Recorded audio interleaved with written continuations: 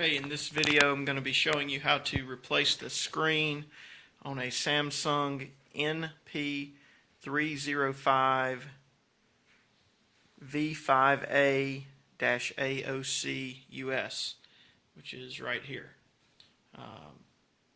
I'll do this in steps. One is to remove the battery.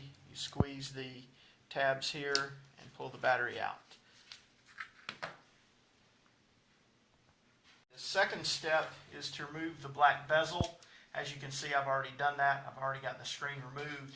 But the easiest way that I found to do it is to put your fingers in here and kind of pull out around the edge of the screen, and this will pop out. And be very careful down here at the hinges, but this just pops right off. I did not find that I was able to get it very easily by using by trying to pry it back here. So go underneath the bezel here and remove that. Third step is to remove the screen. You'll need a small Phillips head screwdriver. There are 4 screws, one here, down here, one here, and then one here. Once you remove those 4 screws, being careful not to strip them, there are 2 tabs up here that you can just kind of get your fingernails behind and gently lower the screen down.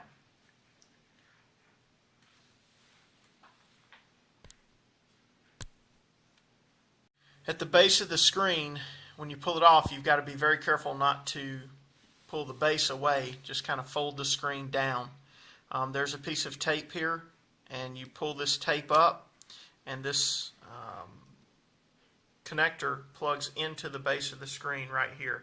Be very gentle when you remove it and the tape, and once you do that, the screen is removed and you can take it off. You need to order your replacement screen. You can look at your owner's manual and ensure that you have the right screen size.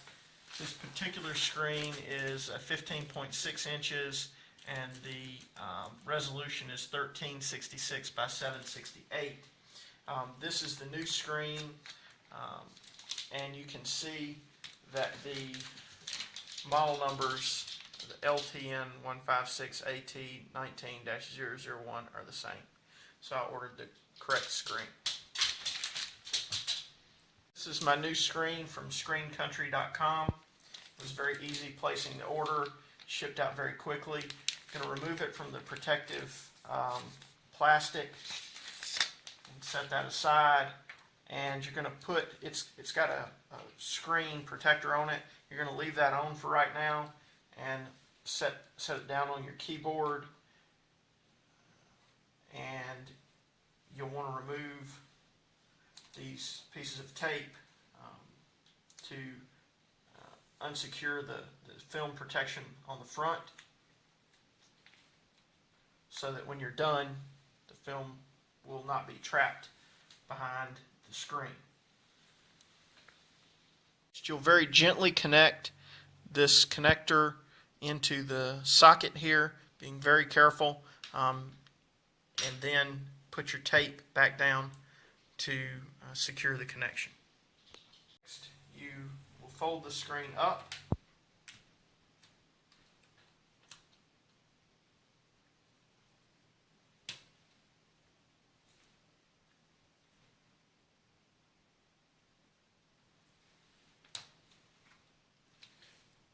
Be sure it seats into place properly, and then replace the 4 screws on each corner, here, here, here, and here. Put your 4 screws in. You'll take that tape that you peeled back earlier. You can remove the protective cover from the screen. Finally, you'll plug in your AC adapter and power the unit up to test the screen before you put the bezel back on. And you see the screen is working properly.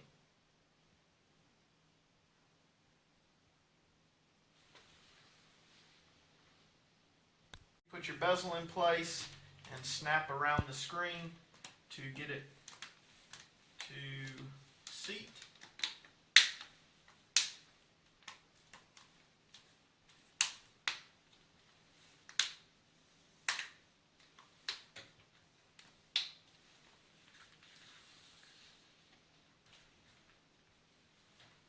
and then you're done.